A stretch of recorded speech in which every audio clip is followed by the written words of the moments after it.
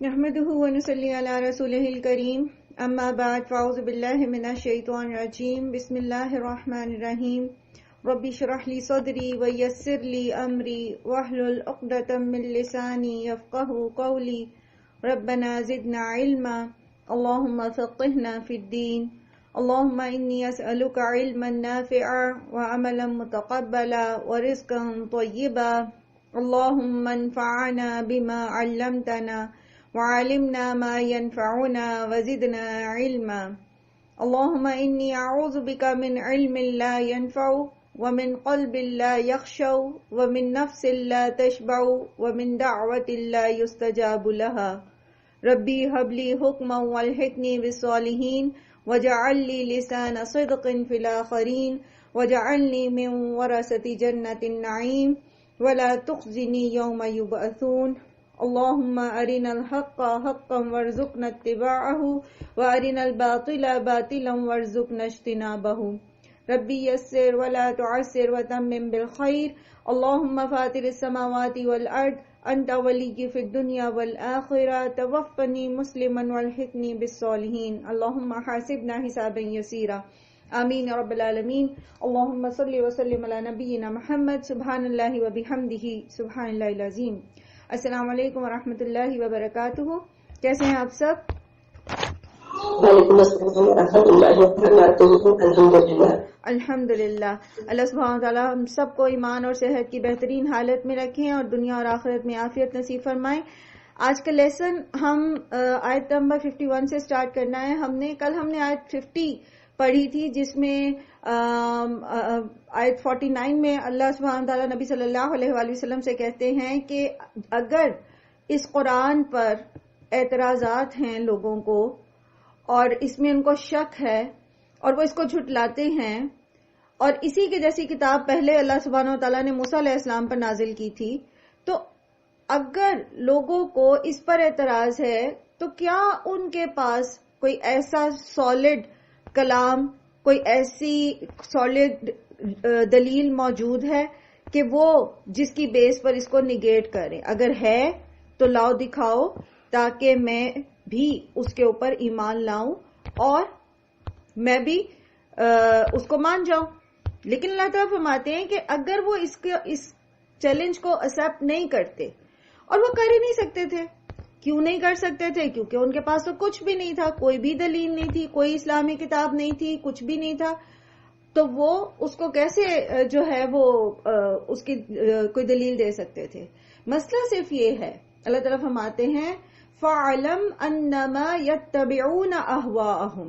اصل مسئلہ یہ ہے کہ وہ دین سیکھنا نہیں چاہتے، وہ اللہ سبحانہ وتعالی کے احکامات فرمودات پر عمل کرنا نہیں چاہتے، کیونکہ وہ ساری احکامات جو تورات اور قرآن میں اللہ کی طرف سے نازل کیے گئے ہیں وہ خواہش نفس کی پیروی کو نگیٹ کرتے ہیں.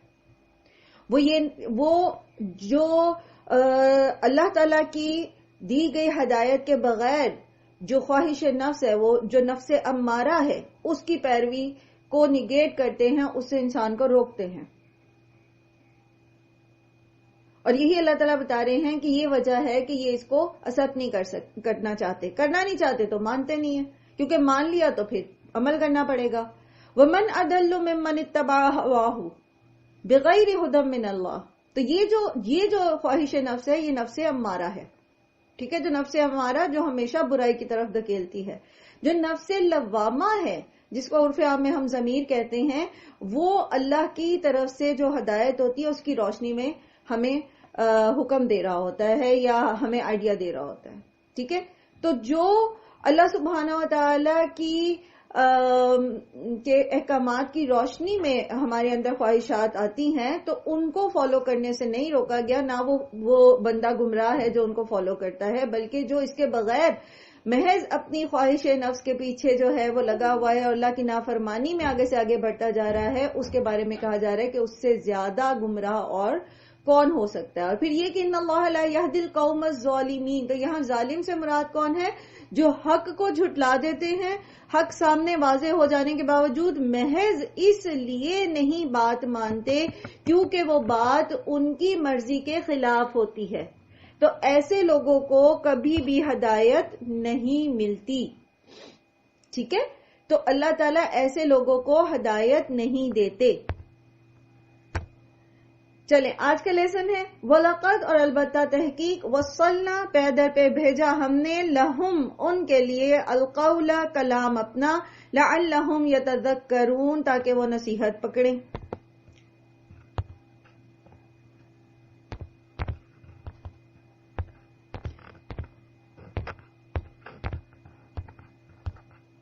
اچھا، اب یہاں پے در پے سے مراد کیا ہے؟ یعنی اللہ سبحانہ و تعالی جو ایکسکیوز می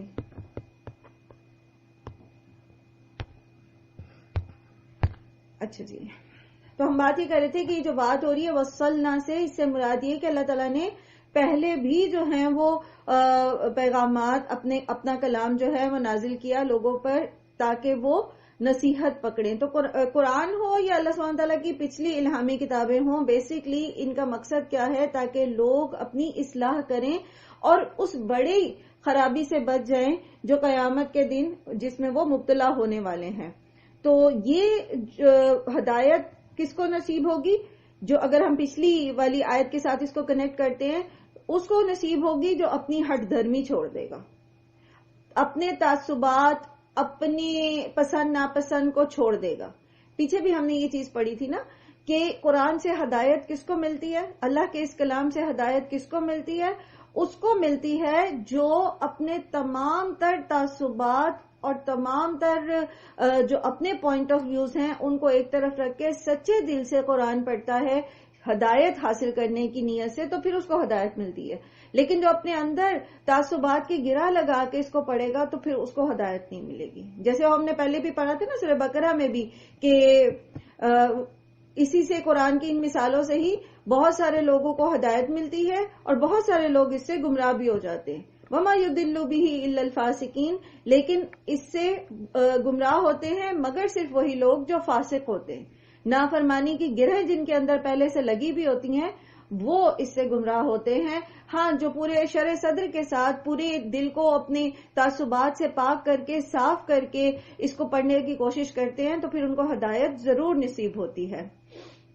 وَإِذَا تُتْلَى عَلَيْهِمْ، اور جب پڑھا جاتا ہے ان پر کیا چیز؟ قرآن. قالوا، تو وہ کہتے ہیں، آمنا، ایک آیت سکپ ہوگی، الذین، وہ لوگ جو آتیناہم، دی ہم نے انہیں، الکتابہ، کتاب، من قبل ہی، اس سے پہلے یعنی قرآن سے پہلے، ہم بہ یؤمنون، وہ اس پر ایمان لاتے ہیں. اچھا، کن کو دی گئی تھی کتابیں قرآن سے پہلے؟ یہود اور نصارہ کو. تو یہاں پر مراد ہم بہ یؤمنون سے مراد یہ نہیں کہ وہ سب کے سب قرآن پر ایمان لائے.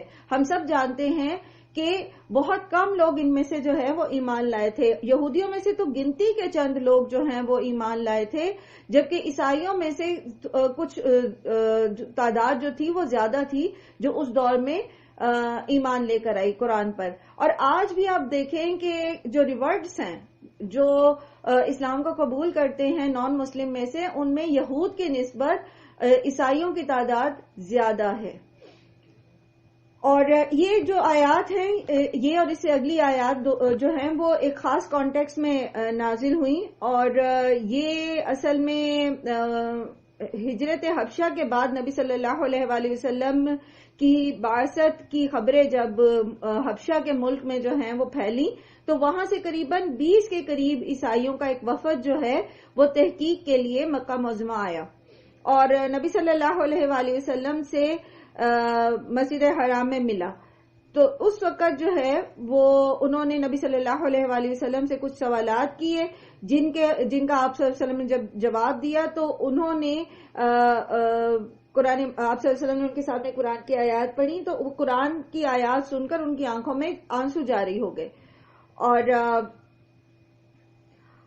انہوں نے پھر قرآن کی تصدیق کی کیونکہ وہ علم رکھتے تھے انجیل کا بھی اور تورات کا بھی. تو پھر وہ آپ صلی اللہ علیہ وآلہ وسلم پر ایمان لے آئے.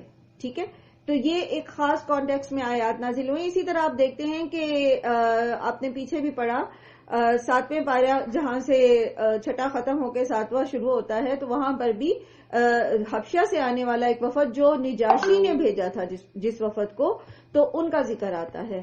پھر اسی طرح جو ہے وہ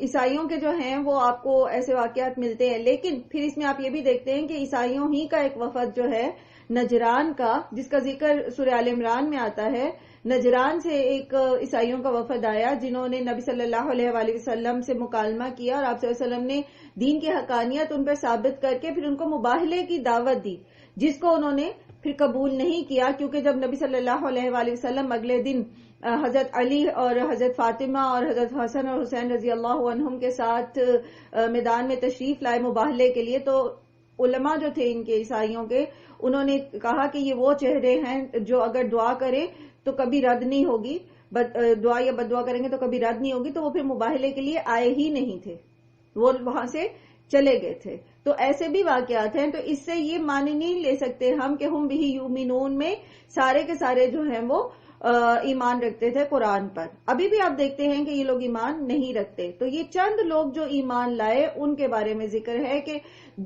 چونکہ یہ مکی صورت ہے، مشرکین مکہ جو ہے بیسیکلی ان کا مخاطب ہیں اس کے، تو اس میں پھر ان کو بتایا جا رہا ہے کہ تم تو مان نہیں رہے ہو قرآن کو، لیکن جو لوگ جنہیں پہلے اللہ تعالیٰ نے کتاب دی تھی وہ اس پر ایمان لاتے ہیں.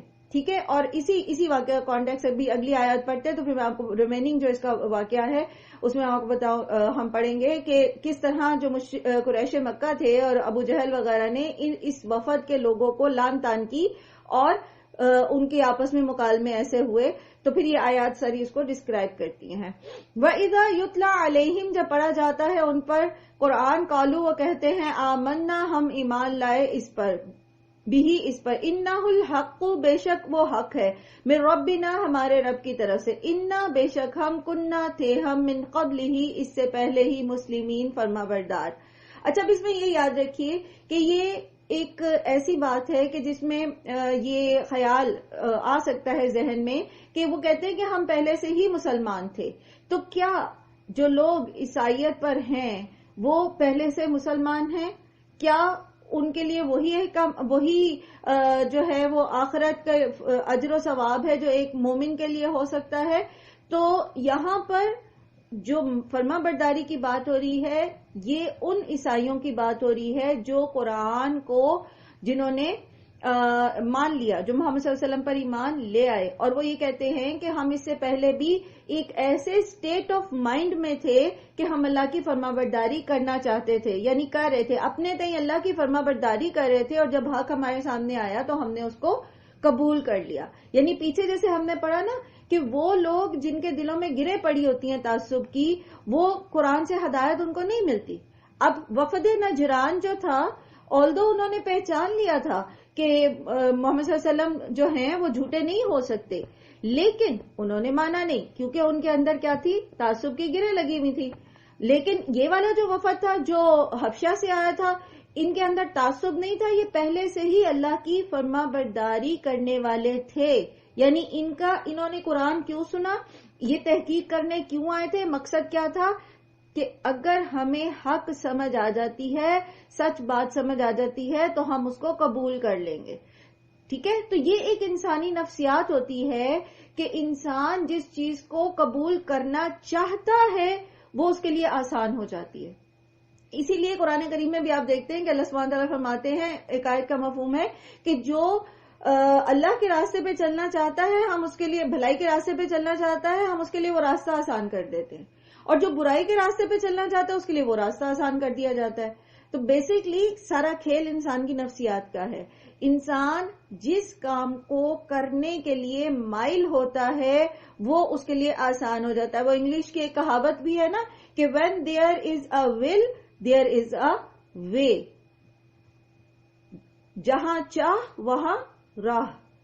جو کرنا چاہتا ہے کام، جو اللہ کی فرما برداری کرنا چاہتا ہے، تو اس کے لیے وہ راستہ، اس راستے کو ایکسپٹ کرنا، آسان ہو جاتا ہے. میں یہ نہیں کہہ رہی کہ اللہ کی فرمانبرداری کا راستہ آسان ہے، آسان نہیں ہے. جیسے کہ وہ ایک روایت ہے نا جس میں اللہ سبحانہ تعالیٰ جنت جو ہے وہ فرشتوں کو دکھائی اور جہنم دکھائی. تو جنت کے بارے میں سوال کیا تو فرشتے کہتے ہیں کہ اللہ تعالیٰ یہ ایک ایسی جگہ ہے جہاں ہر کوئی آنا چاہے گا، اور جہنم کے بارے میں کہا کہ اللہ تعالیٰ یہ ایسی جگہ ہے جہاں کوئی بھی نہیں آنا چاہے گا.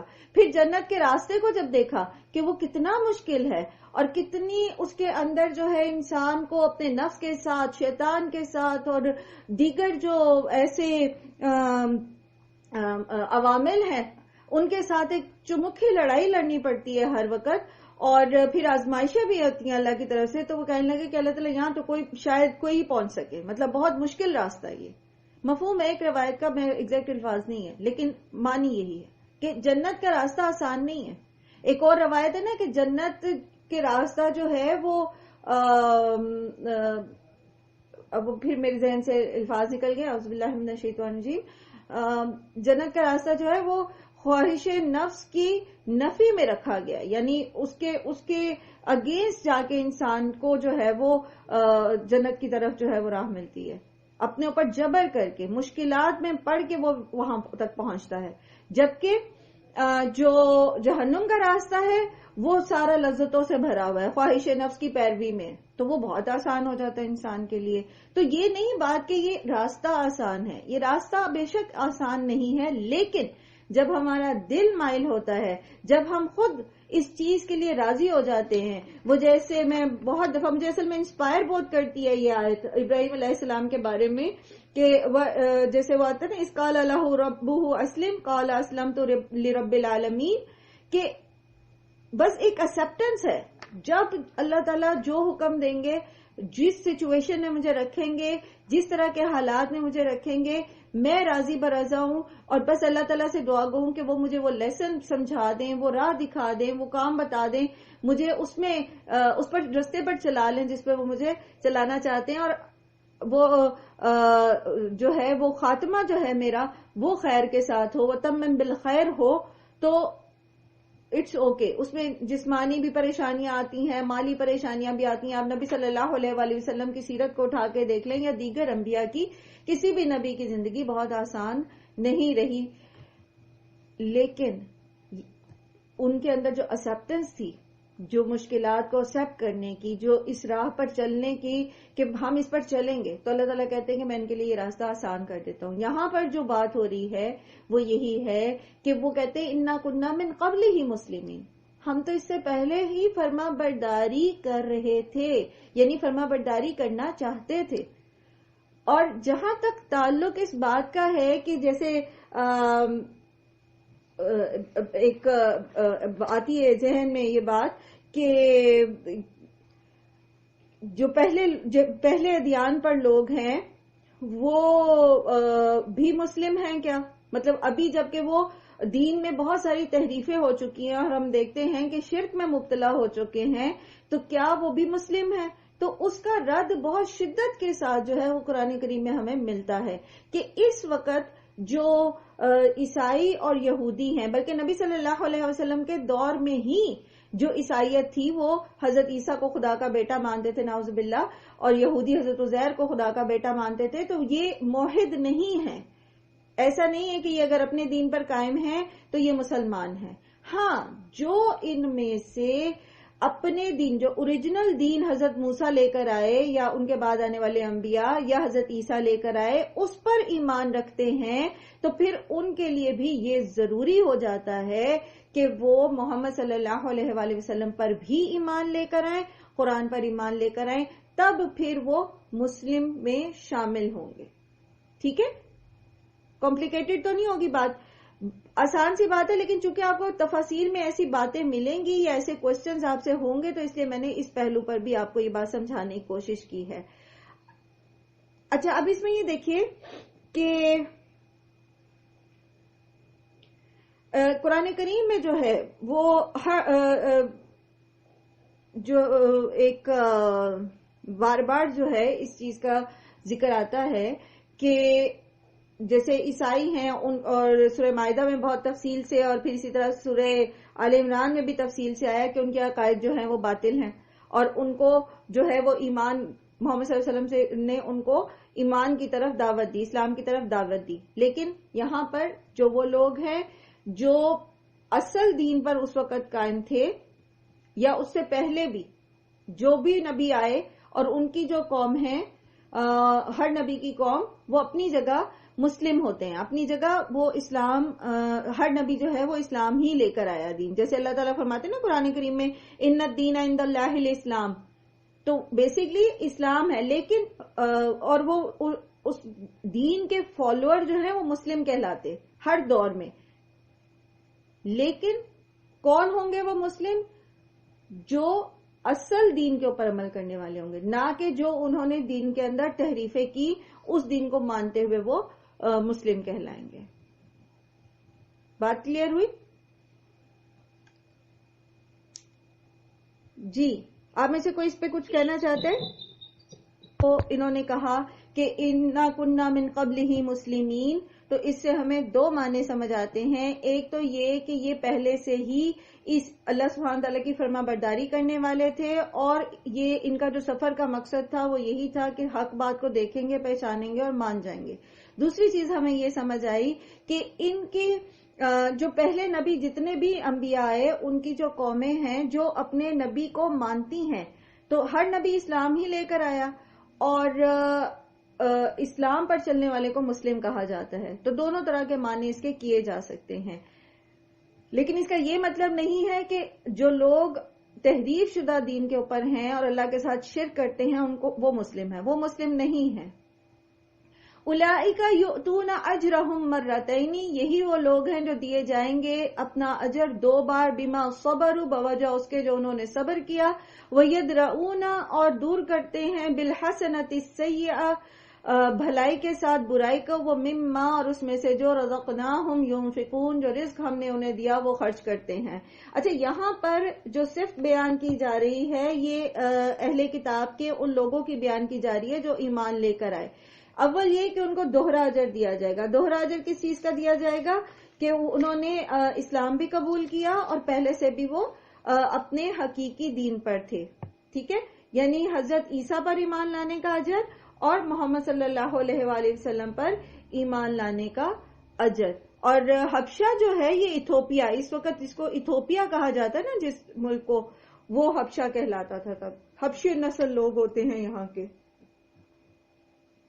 اور اللہ سبحانہ تعالیٰ فرما رہے ہیں کہ یہ جو دوہرا اجر ہے یہ ان کو کیوں ملے گا؟ بما صبروا، جو انہوں نے صبر کیا. اب آپ یہاں دیکھیے صبر کے جو معنی ہے اس کو ہم ثابت قدمی کے طور پر بھی لے سکتے ہیں. یعنی انہوں نے اپنی نسلی اور گروہی تعصبات سے بچ کر اصل دین حق پر وہ خود بھی قائم رہے، ثابت قدم رہے پہلے بھی، اور جب انہیں اس آخری نبی جن کے بارے میں حضرت عیسیٰ علیہ السلام نے پریڈکشنز کی تھیں ان کی آمد کا پتہ چلا تو وہ تحقیق کے لیے آئے. یہ بھی ایک صبر آزما جو ہے وہ مرحلہ تھا. اور اس کے ساتھ پھر جب انہیں وہ تعلیمات جو ہیں وہ سمجھ آ گئیں تو انہوں نے جو ہے وہ مان لیا کہ محمد صلی اللہ علیہ وآلہ وسلم ہی وہ آخری نبی ہیں جن کو اللہ سبحانہ وتعالیٰ نے بھیجنا تھا، جن کے بارے میں عیسیٰ علیہ السلام نے پریڈکشنز کی تھیں، جس کے بارے میں عیسیٰ علیہ السلام نے بتایا تھا. ٹھیک ہے، تو وہ یہ جو سارے مراحل ہیں یہ قطعی آسان نہیں ہے. آپ کو یاد ہوگا کہ کیسر روم نے، وہ بھی عیسائی تھا، اس نے جب پہچان لیا محمد صلی اللہ علیہ وآلہ وسلم سچے نبی ہیں، لیکن جب اس نے دیکھا کہ جو پادری ہیں سارے دربار کے اندر، ان کے اندر ایک غیظ و غضب اور غصے کی لہر آ رہی ہے، تو اس کو فوراً اندازہ ہو گیا کہ اگر میں مسلمان ہو گیا یہ تو مجھے میرے تخت سے اتار دیں گے، میری تو نسلوں سے جو ہے وہ بادشاہی چھن جائے گی. تو اس نے فوراً پینترا بدلا اور کہنے لگا کہ میں تو یہ صرف تم لوگوں کو آزمانے کے لیے کہہ رہا تھا. تو اس نے صبر نہیں کیا نا. تو یہاں انہوں نے صبر کیا، اور جو کچھ بھی انہوں نے فیس کرنا تھا واپس جا کے، یہ ساری جو شخص حق کو قبول کرتا ہے نا وہ کبھی بیوقوف نہیں ہوتا، اس کو پتا ہوتا ہے کہ کیا کچھ ہونے والا ہے، آگے کیا سرکمسٹانسز آنے والے ہیں. تو واپس اپنی قوم میں انہوں نے جانا تھا اور وہاں ان کو کیا کچھ درپیش ہونا تھا. ان ساری چیزوں کے باوجود انہوں نے جب حق کو مان لیا تو اللہ سبحانہ تعالیٰ ان کو ڈبل اجر دیں گے. ایک ایسے مسلمان ہونے والے جو مشرک سے اسلام، جس نے اسلام قبول کیا ہے، یا جو بائی برتھ مسلم ہے، اس کی نسبت ان کے لیے دوہرا اجر ہے. وَيَدْرَؤُونَ بِالْحَسَنَةِ السَّيِّئَةِ، اور وہ دور کرتے ہیں برائی کو بھلائی سے، یعنی بھلائی کرتے ہیں برائی کے بدلے میں. بدی کا جواب بدی سے نہیں دیتے بلکہ نیکی سے دیتے ہیں. جھوٹ کے مقابلے میں جھوٹ نہیں بولتے بلکہ سچ بولتے ہیں. اور ظلم کو ظلم سے نہیں بلکہ انصاف سے رفع کرتے ہیں. اگر انہیں کسی کی طرف سے اذیت کا سامنا ہوتا ہے تو درگزر کا معاملہ کرتے ہیں، اور رفع شر کے لیے جو پالیسی اپناتے ہیں وہ اعراض کی ہے، نہ کہ این کا جواب پتھر سے دینے کی. ٹھیک ہے. پھر اسے ایک معنی ہم یہ بھی لیتے ہیں کہ جب کوئی ریورٹ ہوتا ہے، کوئی قبول کرتا ہے اسلام کو، جو اسلام قبول کرتے ہیں نا ان کے لیے ریورٹ کی ٹرمینالوجی استعمال ہوتی ہے. ٹھیک ہے. کنورٹ کی نہیں ہوتی بلکہ ریورٹ کی ہوتی ہے. ریورٹ مین کہ واپس پلٹ آئے. تو اصل میں تو ہر کوئی دین فطرت پہ پیدا ہوا تھا نا، اسلام پر ہی پیدا ہوا تھا. پھر اس کے ماں باپ نے اس کو یہودی، عیسائی یا نصرانی بنا دیا. اب وہ دوبارہ اپنی فطرت کی طرف لوٹ آتا ہے، تو اس لیے ہم کہتے ہیں کہ وہ ریورٹ ہے. تو جتنے بھی جو ریورٹ ہیں، آپ دیکھتے ہیں کہ جب انہوں نے اگر اپنی زندگی میں جو انہوں نے نان مسلم زندگی گزاری ہوتی ہے، اس میں جب انہوں نے جتنے گناہ کیے ہوتے ہیں، تو جب وہ مسلمان ہو جاتے ہیں تو پھر وہ نیکیوں میں بائی برتھ مسلمز کی نسبت بہت زیادہ آگے بڑھے ہوئے ہوتے ہیں. وہ ایمان میں بہت زیادہ پکے ہوتے ہیں کیونکہ ان کا ایمان شعوری ہوتا ہے نا، شعوری طور پر وہ ایمان لاتے ہیں، سوچ سمجھ کے اسلام کو قبول کرتے ہیں. ٹھیک ہے. تو ان کے لیے جو یہ ریوارڈ ہے وہ زیادہ ہے. اور اسی طرح ہم یہ صفات جو ہیں یہ مومنین کی بھی پڑھتے ہیں کہ وہ اپنی برائیوں کو بھلائیوں سے دور کرتے ہیں. خود اللہ سبحانہ و تعالی نے محمد صلی اللہ علیہ وآلہ وسلم کو کیا کہا تھا کہ ادفع باللتی ہی احسن، برائی کو، جو ان کی دشمنیاں ہیں ان کو آپ احسن طریقے سے دور کریں، احسن طریقے سے ان کے ساتھ پیش آئیں. ٹھیک ہے. تو یہ جو حسن اخلاق ہے یہ بیسیکلی مومنین کا اخلاق ہے. اور پھر اگلی کو جو بات ہے وَمِمَّا رَزَقْنَاهُمْ يُنْفِقُونَ، تو وہ بھی جو ہے آپ نے دیکھا کہ پہلی سورہ بقرہ کی جو ابتدائی آیات ہیں ان میں جو متقین کی صفات بیان کی گئی ہیں، اور اسی کے بعد پھر قرآن میں بہت ساری جگہوں پر جو مسلمان مومن کی، جو اللہ کے جو عباد الرحمن ہیں اور جو مومنین ہیں، آپ نے سورہ رحمان میں، وہ اس میں سورہ مومنون میں بھی پڑھا، پھر اسی طرح آپ نے سورہ فرقان میں بھی پڑھا کہ وہ جو سورہ بقرہ میں بھی پڑھا، سورہ آل عمران میں بھی اس سے ریلیٹڈ آیات آئی ہیں کہ جو کچھ اللہ تعالیٰ نے ان کو رزق دیا ہوتا ہے وہ اس میں سے خرچ کرتے. تو خرچ کرنا اور رزقنا میں کیا کچھ آ جاتا ہے رزق میں؟ پھر صرف مال نہیں بلکہ علم بھی، ہنر بھی، جو کچھ اللہ تعالیٰ نے نعمتیں دی ہیں وہ ساری آ جاتی ہیں اس کے اندر. تو اس میں سے یہ خرچ کرتے ہیں، اس کے اوپر سانپ بن کے نہیں بیٹھ جاتے. کہاں خرچ کرتے ہیں؟ سب سے بہترین جگہ کیا ہے؟ اللہ تعالیٰ کے رسول صلی اللہ علیہ وآلہ وسلم سے جب پوچھا گیا کہ سورہ بقرہ میں آتا ہے یسألونک ماذا ينفقون، یہ آپ سے پوچھتے ہیں کہ ہم کیا خرچ کریں، تو اللہ سبحانہ وتعالیٰ فرماتے ہیں کل ما انفقتم من خیر فللوالدین والاقربین والیتامى والمساکین وابن السبیل، کہ جو کچھ تم لوگ اچھی چیز کوئی خرچ کرنا چاہتے ہو تو وہ اس پر حق جو ہے تمہارے والدین کا ہے، تمہارے اقربین کا یعنی رشتہ داروں کا ہے، معاشرے کے مساکین کا ہے، یتامہ کا ہے، مسافروں کا ہے. ٹھیک ہے. اور پھر اللہ سبحانہ وتعالیٰ کی راہ میں خرچ کرنے والے کی مثال کیسی ہے؟ اللہ تعالیٰ فرماتے ہیں کہ مثل الذین ينفقون فی سبیل اللہ کمثل حبۃ انبتت سبع سنابل فی کل سنبلۃ مئۃ حبۃ، جو لوگ اللہ کی راہ میں خرچ کرتے ہیں اس کی مثال ایسی ہے جیسے کسی نے کوئی بیج بویا تو اس بیج میں سے 7 بالیاں نکلی اور ہر بالی میں 100 دانے ہیں، یعنی ایک کے بدلے 700 کا اجر. تو یہ اللہ کی راہ میں خرچ کرنا اور اللہ کے بندوں پر خرچ کرنا.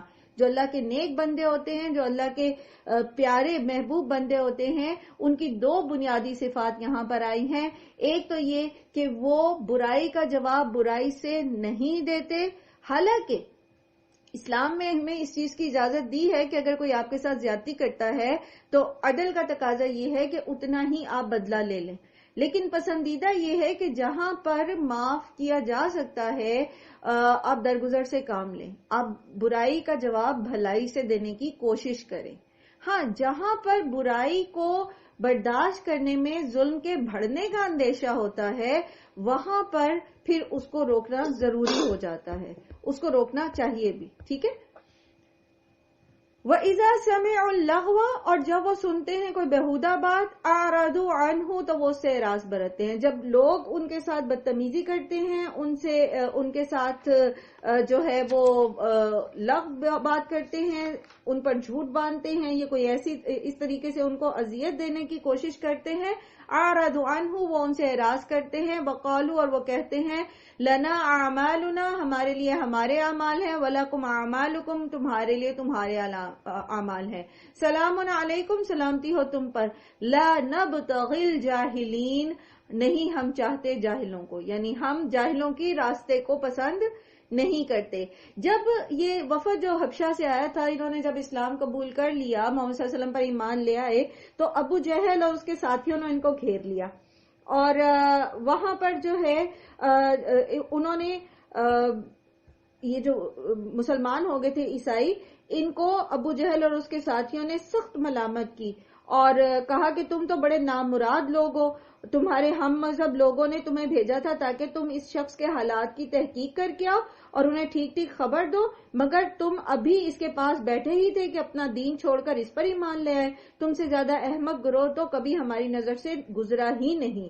تو اس پر انہوں نے جواب دیا کہ سلام ہے بھائیو تم پر، ہم تمہارے ساتھ جہالت بازی نہیں کر سکتے، ہمیں ہمارے طریقے پہ چلنے دو، تمہارے لیے تمہارا طریقہ ہے، ہم اپنے آپ کو جان بوجھ کر بھلائی سے محروم نہیں رکھ سکتے. سیرت ابن ہشام نے اس واقعے کو نقل کیا، اسی طرح ابن کثیر نے بدایہ والنہایہ میں بھی اس کی تفصیل جو ہے وہ دی ہے. تو یہ کنورسیشن دیکھیں کتنی خوبصورت کنورسیشن تھی کہ اللہ سبحانہ تعالیٰ نے اس کو قرآن کریم نے اس طرح سے نقل کیا اور اس کو مومنین کی صفات بنا دی. ایک طرح سے ہم سمجھ سکتے ہیں کہ اگر ہمارا واسطہ کسی ایسی جگہ پر پڑتا ہے، اور بہت دفعہ پڑتا ہے، کیسے بہت دفعہ پڑتا ہے، جب آپ دین پر عمل کرنا شروع کرتے اور آپ کسی کلچرل جو کوئی ایک وہ بن چکی ہے، جو نارم بن چکی ہے معاشرے کی اور ہے وہ اللہ کے احکامات کے خلاف، تو جب آپ اس کے خلاف عمل کرتے ہیں تو پھر لوگ آپ کو کیا کہتے ہیں؟ ہاں جی بتائیے، کسی کا کوئی ایکسپیرینس ہے؟ یہ کیا کہتے ہیں لوگ؟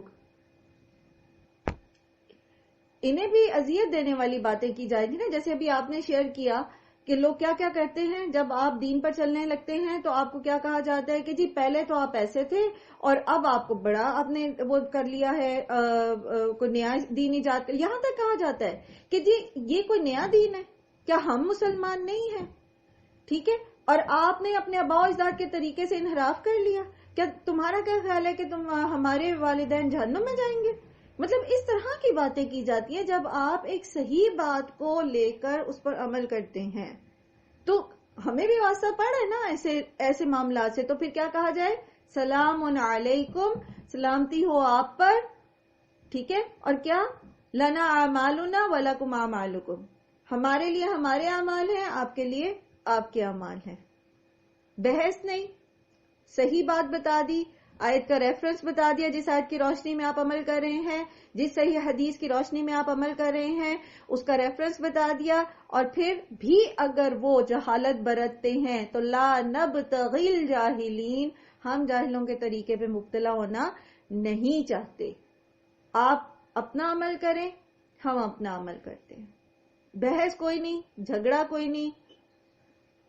انکا، بے شک آپ، لا تہدی، نہیں آپ ہدایت دے سکتے، من احببتا، جسے آپ پسند کریں، ولیکن اللہ، اور لیکن اللہ، یہدی من یشاء، وہ ہدایت دیتا ہے جسے وہ چاہتا ہے، وہو اعلم، اور وہ خوب جانتا ہے ہدایت پانے والوں کو۔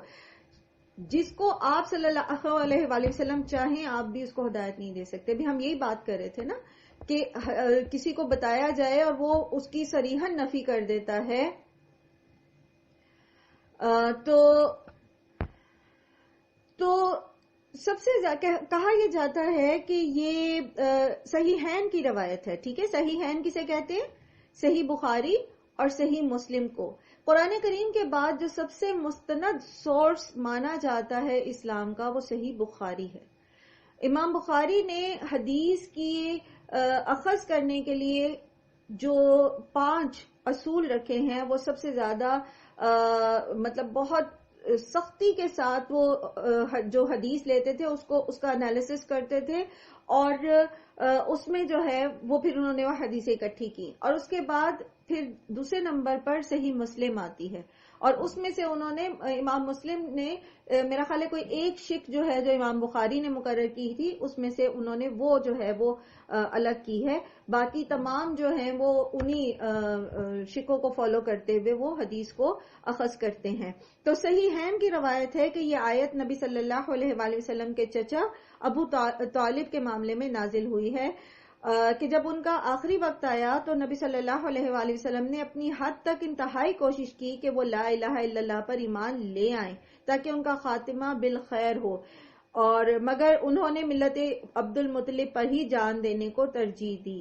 ٹھیک ہے، ابھی کسی نے سوال کیا تھا نا ابو طالب کے بارے میں، تو کہا یہ جاتا ہے کہ نبی صلی اللہ علیہ وآلہ وسلم جب ان کے پاس بیٹھے تھے ابو طالب کے پاس، تو ان کو کہہ رہے تھے کہ چچا آپ لا الہ الا اللہ پر ایمان لے آئیے، بالکل اخیر وقت تھا ان کا، میں آپ کی ایمان کی گواہی دوں گا اللہ کے پاس۔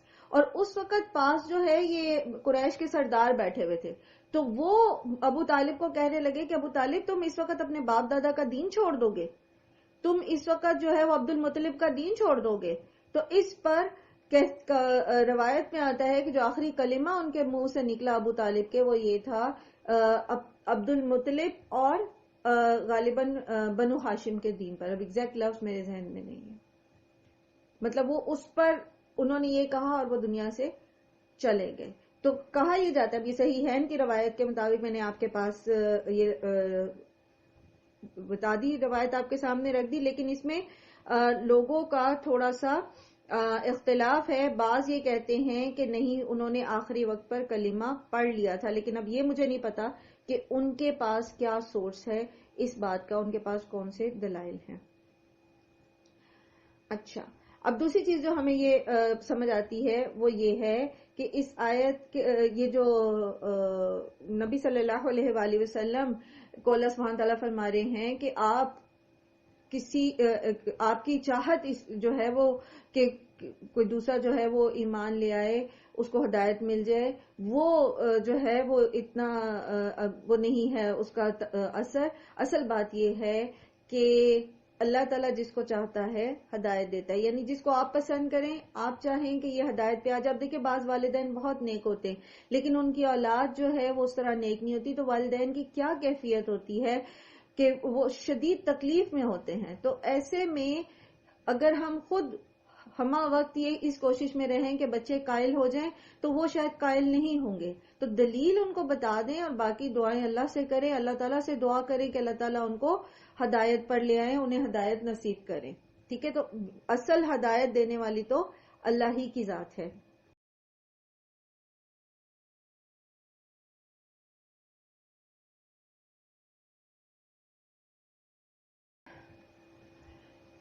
وقالو، انہوں نے کہا ان نتبع الہدا، اگر ہم پیروی کریں ہدایت کی۔ کس نے کہا؟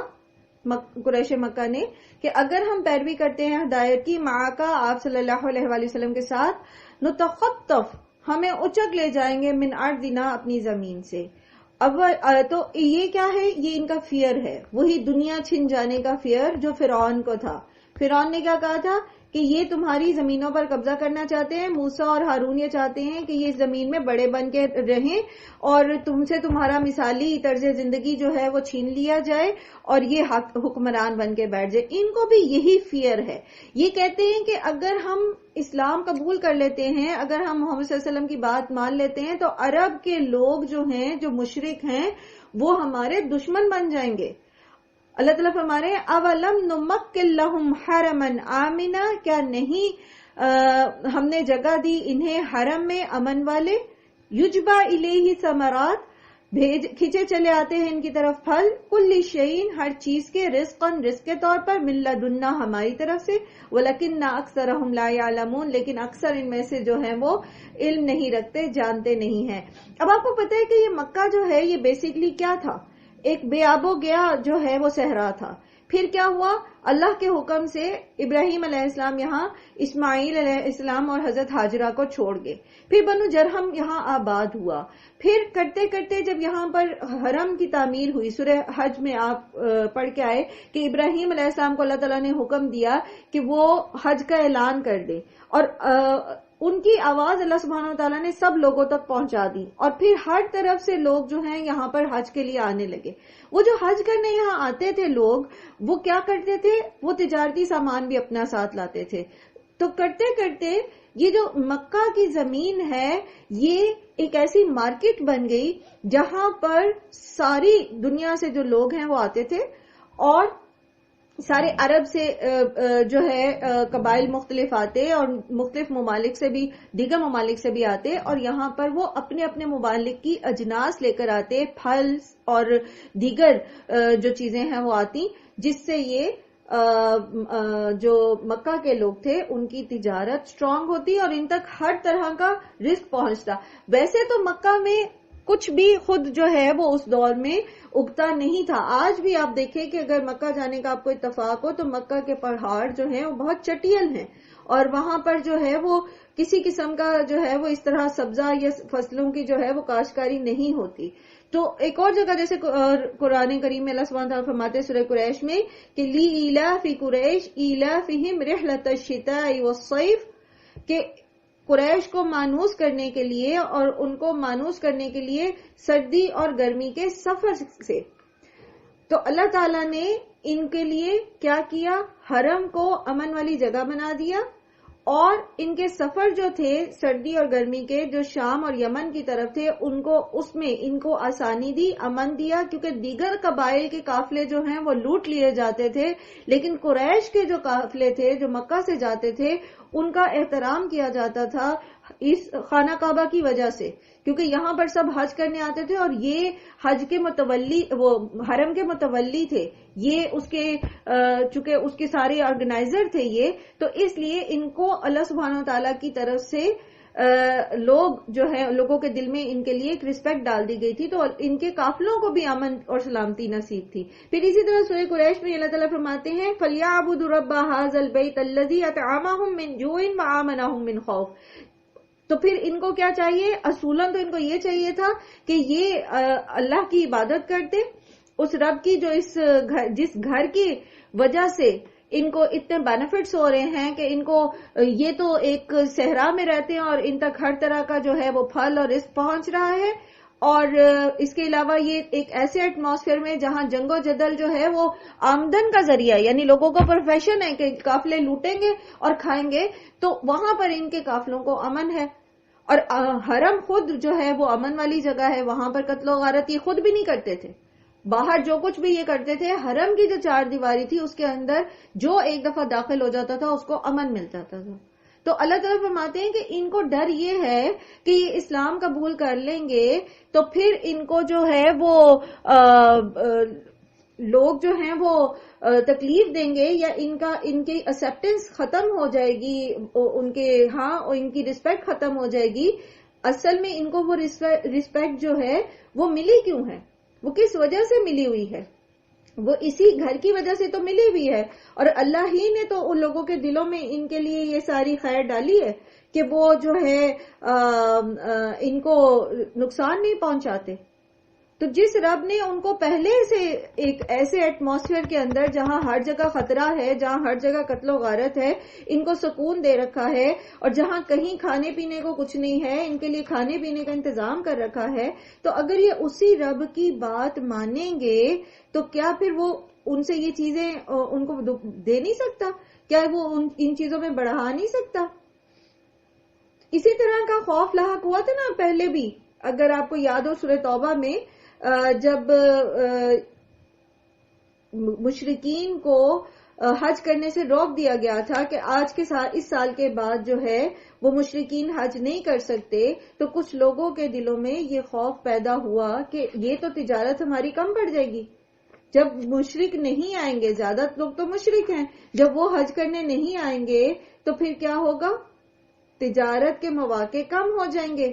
تو پھر اللہ تعالیٰ نے کیا فرمایا تھا کہ یہ اگر کسی کو جو ہے وہ تجارت کے کم ہونے کا خوف ہے، یا کسی کو یہ خوف ہے کہ ان کا جو ہے وہ مال و متاع جو ہے وہ کم ہو جائے گا، تو اللہ تعالیٰ اصل رازق تو اللہ تعالیٰ ہی ہے نا۔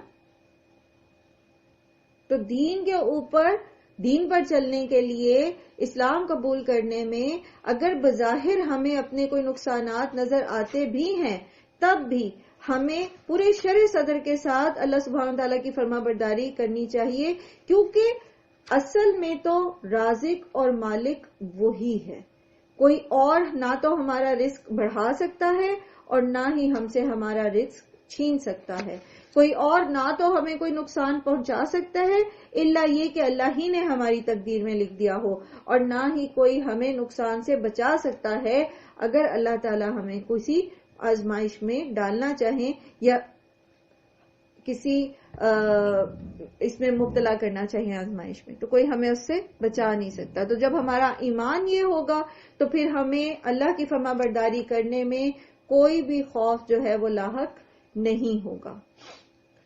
وَلَكِنْ أَكْثَرَهُمْ لَا يَعْلَمُونَ، لیکن بات دراصل یہ ہے کہ اکثر کو پتہ ہی، اکثر جانتے ہی نہیں ہے، اکثر علم ہی نہیں رکھتے۔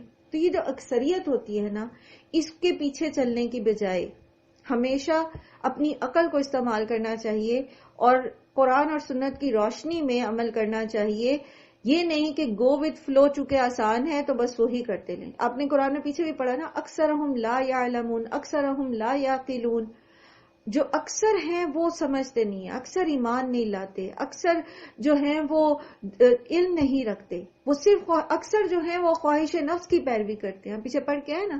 تو اکثریت کے پیچھے چلنا عقل مندی نہیں ہے، بلکہ عقل مندی کیا ہے کہ ہم قرآن و سنت کی روشنی میں اپنی زندگی کا جو سفر ہے وہ طے کریں۔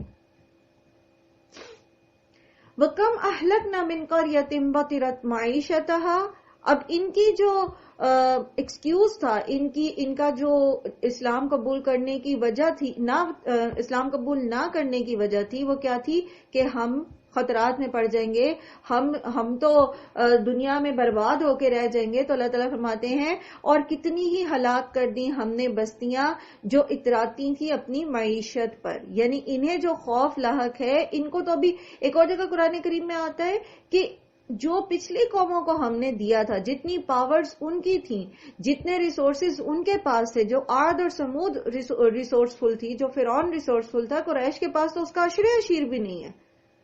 تو اللہ تعالیٰ فرماتے ہیں کہ کتنی بستیاں تھیں جو اپنی معیشت پر، انہیں جو خوف لاحق ہے کہ ان کی معیشت تباہ ہو جائے گی، تو وہ بھی اپنی معیشت پر اتراتی تھیں۔ فَتِلْكَ مَسَاكِنُهُمْ، تو یہ ہیں ان کے گھر، لَمْ تُسْكَنْ مِنْ بَعْدِهِمْ إِلَّا قَلِيلًا، وہ نہیں بسائے گے بعد میں ان کے مگر بہت تھوڑے سے۔ یعنی جن جگہوں کو اللہ سبحانہ وتعالیٰ نے اپنے عذاب کے ساتھ ہلاک کر دیا، حالانکہ وہ اپنے دور کی سپر پاور قومیں تھیں، تو ان کے جو مساکن ہیں ان میں سے یہ گزرتے تھے، جیسے مدائنے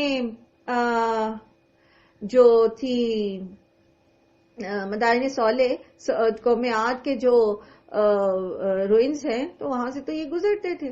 پھر اسی طرح حضرت شعیب کی قوم کے جو روئنز تھے، یہ وہاں سے بھی گزرتے تھے۔ تو یہ جانتے ہیں کہ وہاں کس طرح کے لوگ رہتے تھے اور ان کی کہانیاں ان کو پتہ تھیں۔ تو اللہ تعالیٰ فرماتے ہیں کہ یہ ہیں ان کے گھر، دیکھ لو، یہ ان کے باقیات ہیں، یہ ان کے آثار قدیمہ ہیں، ان میں بہت کم ہی کوئی بچ سکا، دوبارہ کوئی وہاں پر رہ ہی نہیں سکا. وَكُنَّا نَحْنُ الْوَارِثِينَ، اور اصل وارث تو ہم ہی ہیں. اصل میں تو جو کچھ بھی رہ جائے گا اس کا وارث تو اللہ ہی ہے. ٹھیک ہے، ہماری املاک، ہمارا ورثہ، جو کچھ ہمارے پاس ہے، جو ہماری جو وراثت ہوتی ہے، اصل میں ہمارا کچھ بھی نہیں ہوتا. اصل میں کس کا ہے؟ سب اللہ کا ہے. جب اس دنیا میں سے سب چلے جائیں گے اور دنیا میں جو زمین کے اندر جو خزانے ہیں وہ تو یہیں کے یہیں رہ جائیں گے سارے کے سارے. تو اصل وارث کون ہے؟ اصل مالک کون ہے؟ اللہ سبحانہ و تعالیٰ ہے. تو بندے کی کیا اوقات ہے کہ وہ اپنی معیشت کے اوپر اترائے، اپنے مال کے اوپر اترائے؟ قوموں کی کیا مجال کہ وہ اپنی ترقیوں کے اوپر اترائیں؟ لیکن ہوتا یہی ہے، جس کے پاس جب ریسورسز آتے ہیں تو وہ پھر تکبر کا، فخر کا شکار ہو جاتا ہے، اور پھر انہی ریسورسز کے چھن جانے کے خوف سے وہ حق سے دور ہو جاتا ہے. وہ صحیح بات ماننے میں اس کو تامل ہوتا ہے. وہ کہتا ہے کہ میں اگر یہ مان لوں گا تو میرا بزنس ٹھپ ہو جائے گا، میں اگر حق بات مان لوں گا، سچ مان لوں گا، تو میری پاپولیرٹی، میرا فیم ختم ہو جائے گا. وہ اپنے آپ کو کچھ سمجھنا شروع کر دیتا ہے، حالانکہ انسان کی اوقات نہیں ہے کہ وہ اپنے آپ کو کوئی چیز سمجھے کسی معاملے میں بھی. وما کان ربک مہلک القری، اور نہیں ہے آپ کا رب ہلاک کرنے والا بستیوں کو، حتی یبعث فی امہا، یہاں تک کہ وہ بھیج دے ان کے مرکز میں رسولا، کوئی رسول، یتلو علیہم آیاتنا، کہ جو پڑھتا ہو ان پر آیات ہماری. وما کننا مہلک القری، اور نہیں ہے ہم ہلاک کرنے والے بستیوں کو، الا مگر واہلھا ظالمون، کہ اس کے رہنے والے ظالم ہوں.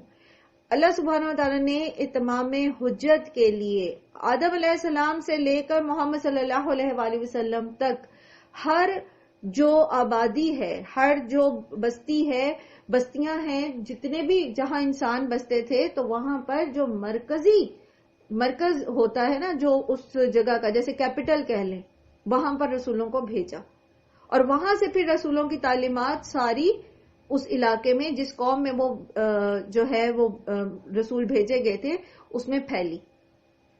مرکز میں رسول کو بھیجنے کا مقصد کیا ہوتا ہے، یا مرکز کے اندر جو ہے وہ ادارے قائم کرنے کا مقصد یہ ہوتا ہے کہ ارد گرد کی آبادیاں جو چھوٹی ہوتی ہیں ان کے پاس ریسورسز بھی کم ہوتے ہیں عموماً، اور وہاں سے لوگ وہاں نہیں جاتے. عام طور پر لوگ حصول رزق کے لیے یا حصول روزگار کے لیے عام طور پر چھوٹی بستیوں سے مرکزی شہر کی طرف آتے ہیں.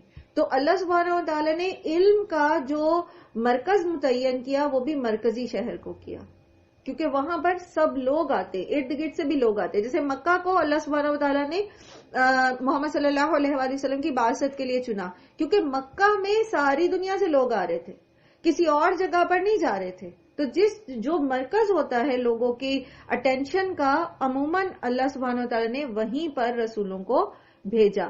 کیوں؟ وجہ کیا تھی؟ کیونکہ سب لوگ وہاں پر آتے ہیں اور پھر ان کے لیے سہولت ہوتی ہے. ایسی جو جگہ ہوتی ہیں، جو مرکز ہوتی ہیں کسی بھی علاقے کا، وہاں پر لوگوں کے آنے کے لیے سہولتیں بھی ہوتی ہیں، کیونکہ مرکزی شہر ہوتا ہے تو وہاں عموماً تجارت ہوتی ہے، عموماً جو ہے وہ جو لوگوں کی رفاہ کے کام ہوتے ہیں وہ زیادہ وہاں ہو رہے ہوتے، تو پھر اس تک پہنچنے کا، رسائی کا جو ہے وہ آسانی بھی ہوتی ہے. اس سے ہمیں ایک چیز یہ بھی سمجھ آتی ہے، اور سورہ توبہ میں بھی ہم نے یہ چیز سیکھی تھی، کہ چند جو علم کی جو درسگاہیں ہیں اور جو ریسورسز ہیں، ان کو اگر ہم بڑے شہروں میں بھی قائم کر دیں اور ہر چھوٹے چھوٹے شہر میں ہم نہ بھی پہنچ سکیں، تب بھی جو لوگ چھوٹے شہروں میں ہیں ان کو چاہیے کہ ان میں سے جو گروہ ہیں وہ آئیں اس مرکزی درسگاہ میں، اور وہاں سے وہ دین کا علم سیکھیں اور پھر واپس جا کر اپنے علاقوں کے اندر وہ دین کا کام کریں. کیونکہ کوئی بھی ادارہ ہر چھوٹی بڑی جگہ پر نہیں پہنچ سکتا.